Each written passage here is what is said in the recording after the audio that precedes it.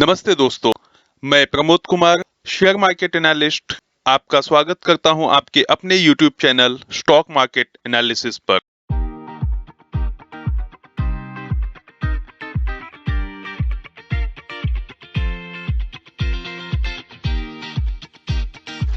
जैसा कि हम सभी जानते हैं कि हिंडनबर्ग की रिपोर्ट आने के बाद अडानी ग्रुप्स के जो भी शेयर्स हैं, आइदर वो अडानी इंटरप्राइजेज हो, अडानी पोर्ट हो, अडानी पावर हो, अडानी विल्मर हो, या और भी जो भी उनसे एसोसिएटेड जो भी कंपनियां हैं, जो उन्होंने सीमेंट कंपनियां हाल में ही ओवरटेक करी है, चाहे वो अंबुजा सीमेंट हो या मीडिया की एक कंपनी है हम एनडीटीवी उसे कह सकते हैं। तो ये सारी कंपनियों के शेयर्स के भाव दिन प्रतिदिन लगातार ही गिरते जा रहे हैं। तो ऑफकोर्स हम इस बारे में हम चर्चा करेंगे। यहाँ पे देखिए एक खबर निकल के आई है, हिंडनबर्ग विवाद के बीच अडानी की 6 कंपनियों का होगा मर्जर, एनसीएलटी की हरी झंडी।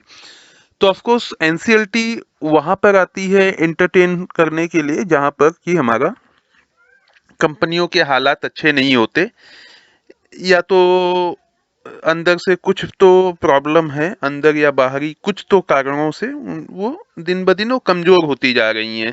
तो ऑफकोर्स अगर 6 कंपनियों का अगर मर्जर कर दिया जाए तो एक मजबूत कंपनी निकल के आ जाएगी।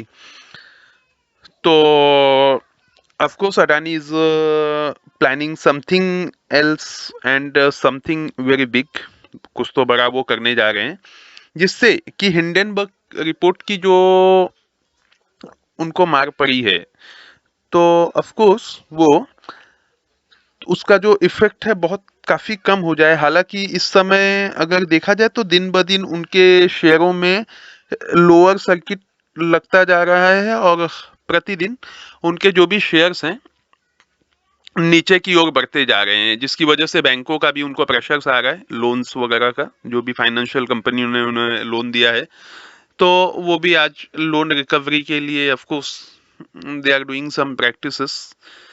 Of course State Bank of India, LIC of India जैसी बड़ी कंपनियों ने अडानी ग्रुप में ट्रस्ट भी जताया है। तो इन सब के बीच में एक ट्रेडर का क्या, तो ऑफ कोर्स हम उस ट्रेडर्स के लिहाज से हम ये डिस्कस करेंगे कि हम सारी कंपनियों को तो नहीं लेंगे इसमें, but of course we will consider one company जो उनकी मेन कंपनी है, दैट इज अडानी इंटरप्राइजेस। तो हम इसके बारे में ही हम चर्चा करेंगे कि जो आने वाले उनके कमिंग डेज में जो टारगेट्स हैं वो कैसे रहने वाले हैं शॉर्ट टर्म में। Of course as a trader सभी को मुनाफा कमाना है बाजार से, लेकिन राइट डायरेक्शन में नहीं होने से ऑफ कोर्स एक ट्रेडर लॉस बनाता है। तो of course we have to stand in the right position, हमें एक सही दिशा और सही दिशा निर्देश के अनुसार हमें खड़ा होकर काम करना है स्टॉक मार्केट में। तो ये जो नया स्लाइड अभी आ रहा है वहां पे हम बिल्कुल आपको ये बताएंगे, ये बताने की कोशिश करेंगे कि जो अडानी की कंपनीज है, अडानी इंटरप्राइजेस की जो कंपनी है, इनका जो भविष्य का टारगेट, शॉर्ट टर्म टारगेट, ऐसा नहीं कि आपने ले लिया तो आपको 2 साल 4 साल रुकना है या 2 या 4 दिन में आपको रिजल्ट आ जाना है। तो ऑफ कोर्स एक शॉर्ट टर्म टारगेट आप कह सकते हैं 1 या 2 महीने में आप इसको कंपनी अचीव कर लेगी, तो उसके बारे में मैं आपको इंफॉर्मेशन देने जा रहा हूं। इस पोस्ट में हम क्लियरली ये देख सकते हैं कि सपोर्ट जोन 1400 रुपए है अडानी का, ओके, नियर बाय। तो आप 1400 रुपए के आसपास अडानी को आप बाय करके चल सकते हैं।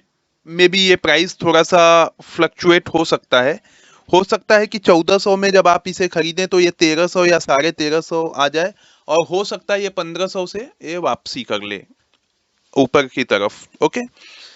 तो ऑफ कोर्स सबसे पहले तो ये गुड न्यूज है ये सबके लिए जिन्होंने अडानी इंटरप्राइजेस के जो शेयर्स लेकर रखे हुए हैं, कि Adani enterprises in coming days, आने वाले दिनों में ये ऊपर की ओर परफॉर्म करने वाली है, ऊपर की ओर जाने वाली है, इसके प्राइजेस बढ़ने वाले हैं, ओके। तो of course it's a very good news for the stock holders of the Adani enterprises. Okay, ये सबसे अच्छी न्यूज है उनके लिए। ओके, दूसरा, जब हम अगर सपोर्ट लेवल अगर 1400 रुपए या 1500 रुपए के आसपास या 1300 रुपए के आसपास अगर हम इसे बाय करते हैं तो इसका नेक्स्ट टारगेट क्या होगा? देखिए, मैंने टारगेट भी क्लियरली लिख दिया है।